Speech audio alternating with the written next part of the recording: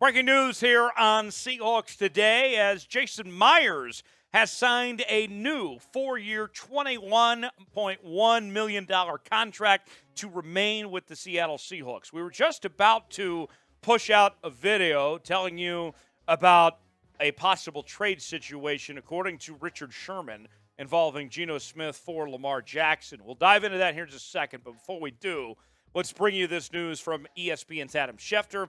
The Seattle Seahawks gave a new 4-year, $21.1 million deal worth $22.6 million with incentives to kicker Jason Myers, whose contract was set to expire in March. Per source, Myers tied to the team through the 2026 season. So Jason Myers had a really good bounce-back year this past season, and now keeping him in Seattle is pretty exciting news for the Seahawks as they have him locked up for the future.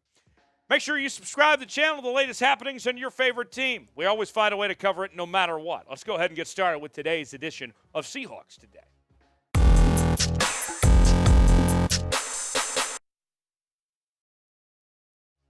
Welcome in to Seahawks Today, powered by Chat Sports. Tyler Jones here with you. Appreciate you joining us. On today's show, we have the latest Seattle Seahawks news and rumors, including the possibility of trading for Lamar Jackson? Yes.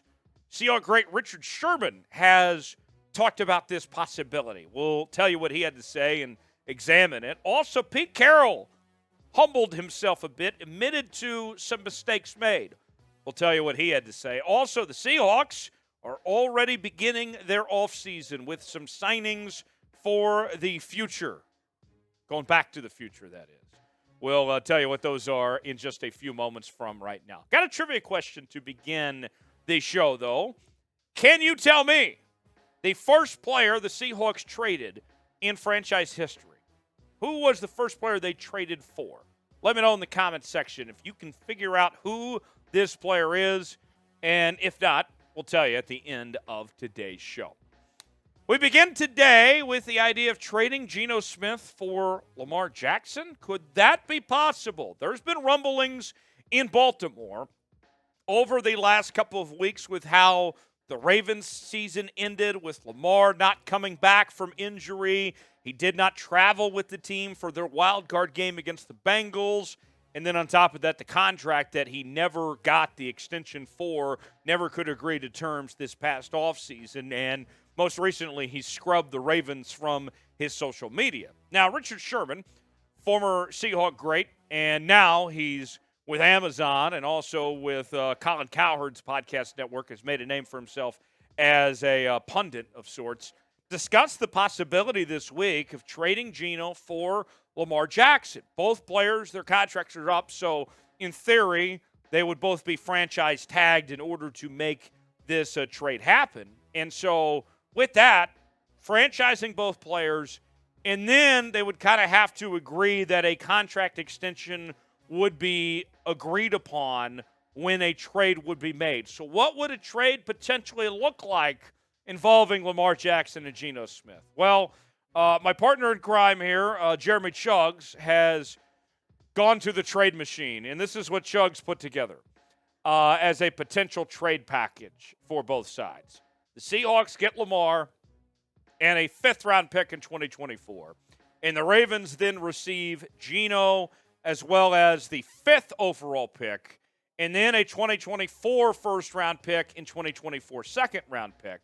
And what's worth noting here is that in this case, the Seahawks end up keeping the 20th overall pick in this year's draft. They don't have to give up the number 20 overall pick, but have to give up the number 5 overall pick. So interesting that the way things work out. Obviously, Lamar Jackson would have to get paid a lot more money too. You're not just giving up draft capital, you're also giving up some salary. So tell me what you think about this. Screenshot this trade graphic and tweet me at Tyler Jones Live. You see my Twitter feed right there. And let me know if you would like to make this trade or not. And if you're not on Twitter, that's okay too. Get in the comments section and tell me, would you make the trade?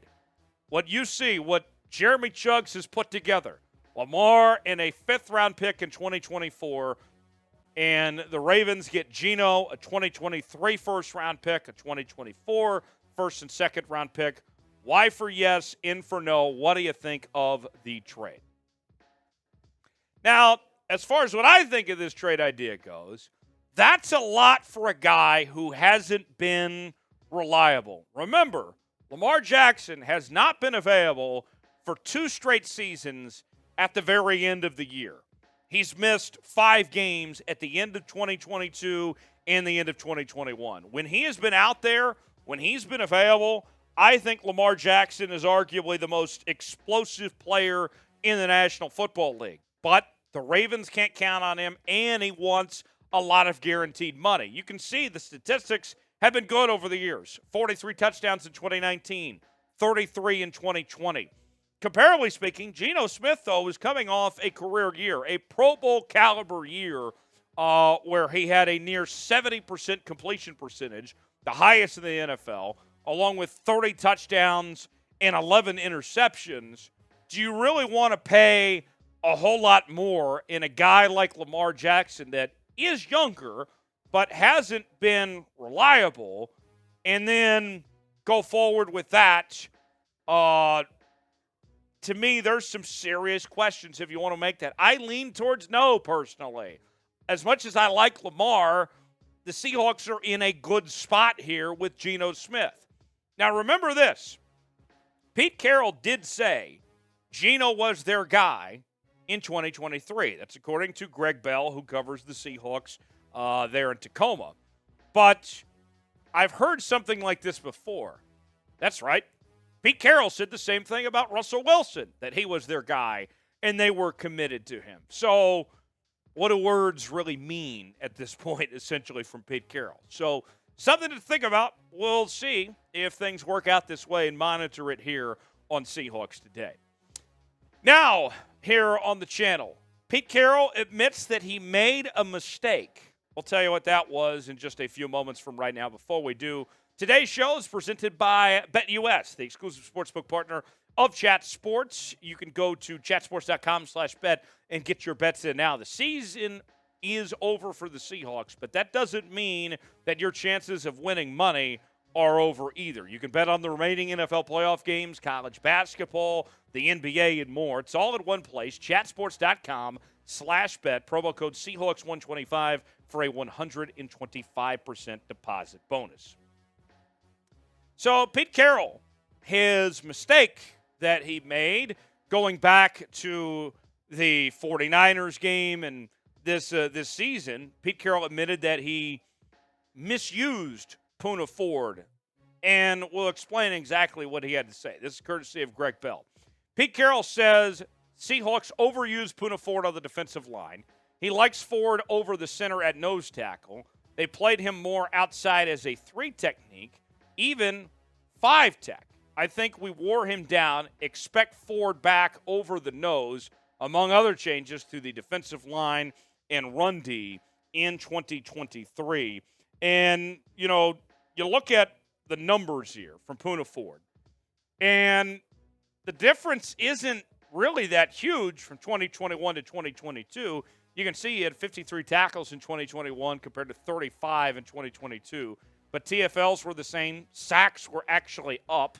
Pass breakups were up. And quarterback hits were up. So, it's interesting to see that on those numbers there when it comes to Poona Ford in that regard.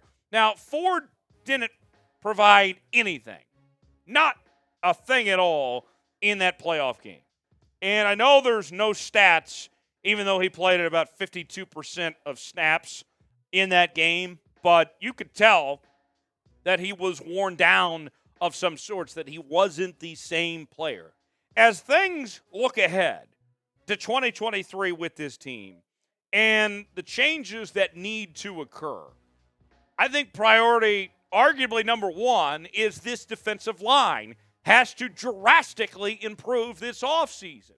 That you need more rotational players. You need to be able to stop the run. You need to get a pass rush going. There's got to be changes because what we saw in 2022 with this defensive line was not good enough.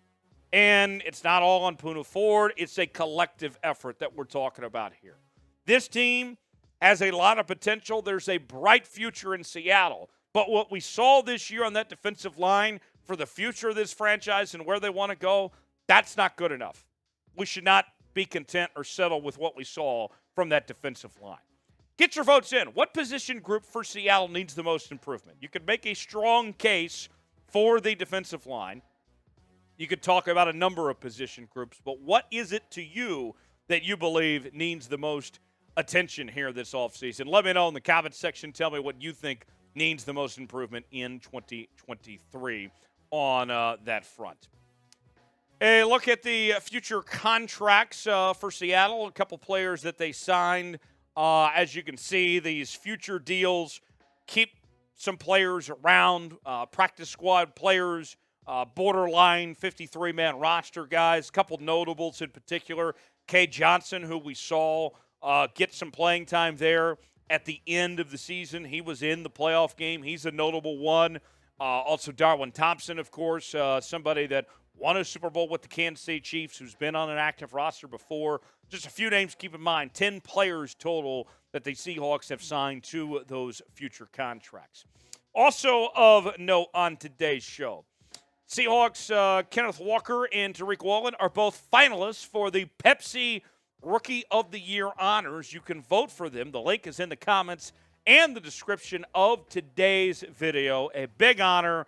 And, you know, I'm more of a Dr. Pepper guy personally, but if these guys win the Rookie of the Year, I might have to start drinking a lot of Pepsi based on the opportunity that they have here. Both of them had fantastic years, and it would be well-deserved if they can find a way to win those awards. We already know Tariq Woolen's going to be in the Pro Bowl this year. Would love to see if Kenneth Walker III can also get recognized. Get your votes in for these guys. Help show some support. Show these young guys some love as they move forward here in 2023. Before we go, final note here on today's show. We asked you at the top of the show, who was the first player the Seahawks traded for in franchise history? Here's your last chance to get your votes in before we reveal the answer. The answer to that question is Steve Largent. The great out of the University of Tulsa was traded to the Seattle Seahawks. And producer Chugs is telling me that he was reminding me, who was he traded from? From the Oilers, the Houston Oilers. That's correct. That's who he was traded from ultimately to the Seahawks is the answer to that question. We are your off-season headquarters here on Seahawks Today. Subscribe to the channel now for the latest happenings on your favorite team. We got you covered. Subscribe now, youtube.com/SeahawksTV, and we'll see you next time here on the channel.